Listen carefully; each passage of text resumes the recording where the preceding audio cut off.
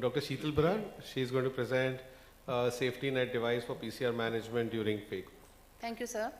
Good afternoon, respected chairpersons, dear friends. I would like to thank AIOC for this wonderful opportunity that gives me a chance to present a small innovation that I've done in cataract surgery. I would also like to acknowledge Dr. Sri Ganesh as the co-inventor of this innovation. No financial disclosures. So PCR unarguably is one of the most devastating complications of phacoemulsification that results in a gamut of complications such as vitreous loss, nucleus or fragment drop, eventually leading to a retinal intervention that can lead to a lot of collateral damage in the form of CME, uveitis, secondary glaucoma, also challenges with IOL placement, and all this eventually results in a delayed visual rehabilitation for the patient as well as increased cost of treatment for the surgeon. Now, this is normally what we do when we have PCR during phaco. Either we create a scleral tunnel or we extend the clear corneal wound itself, then we express out the fragments, and then of course we have to suture this wound. So it leads to increased astigmatism, risk of infection, delayed healing, etc. Or if we do not want to increase the wound, what we like to do is that we elevate the nuclear fragments over the iris plane, and then we do a careful phacoemulsification using low fluidics parameters. However, this can be quite risky and can result in a high risk of nucleus or fragment drop.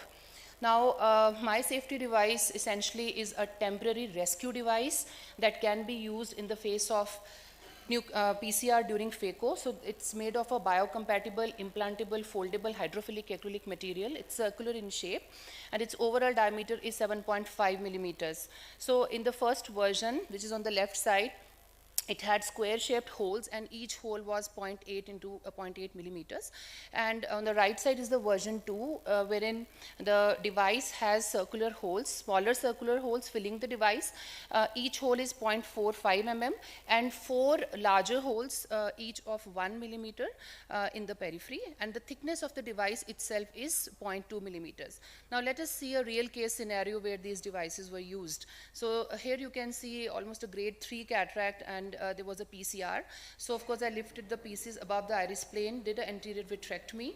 There was some amount of vitreous there, and then loaded the device onto a 2.8 millimeter injector. Any regular injector can be used, and I positioned the device over the iris and under the fragments, and you can adjust it with the iris hook. And then now you need to secure this device. You cannot just use it just like that, because otherwise the device itself can dislocate if you when you are doing phaco.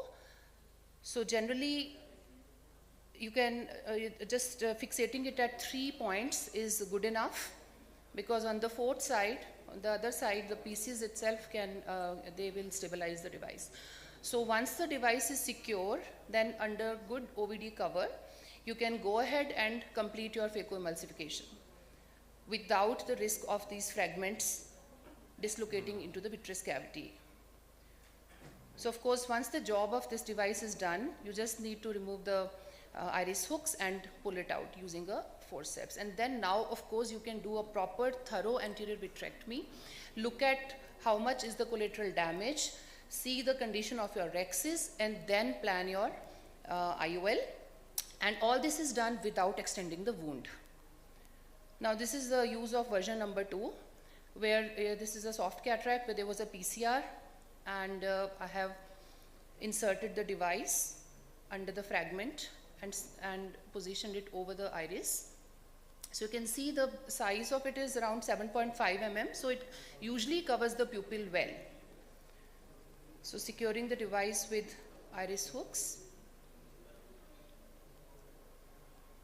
So anyone who is familiar with the use of iris hooks can actually use this quite conveniently.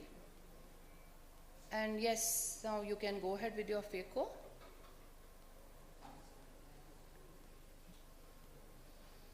Take the hooks out and just pull it out. It's made of a soft hydrophilic material, so no problem with the explantation. So potential advantages of this device could be PCR can be managed without extending the clear corneal wound, hence wound-related complications would be minimized. Thorough anterior vitrectomy and cleanup can be done after management of the fragments.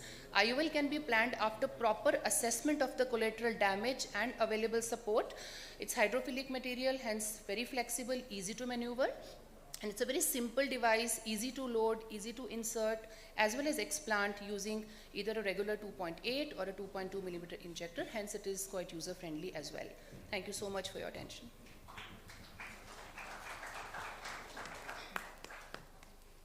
So I think it's a useful device even for beginner surgeons who tend to have more complications.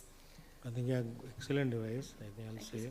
But use of iris hooks, definitely one should know. Otherwise, I feel yeah, it is good. Something. Thank you, sir. Yeah. I just beautiful device, Sheetal, I think. But I just had a question. In the cases that you demonstrated, you didn't do any vitrectomy before. I did vitrectomy before because of the or after removal no, of the fragment. of course, before inserting the device, you have to make sure there is no obvious vitreous prolapsing from the wounds.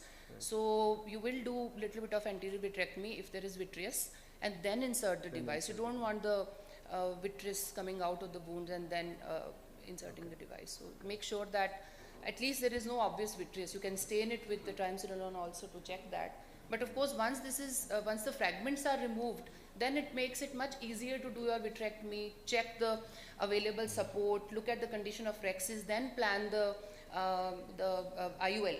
Because with the IOL scaffold technique, wherein you use a 3-piece IOL to scaffold the pieces, the limitation is that you will have to use a 3-piece lens first, which is expensive lens, and then you have to insert one haptic and the optic inside the chamber, and one haptic will be outside. So you'll have to keep adjusting it firstly so that it covers the pupil, fragments do not fall, and during that maneuvering sometimes you can damage the lens itself and render it useful for the fixation.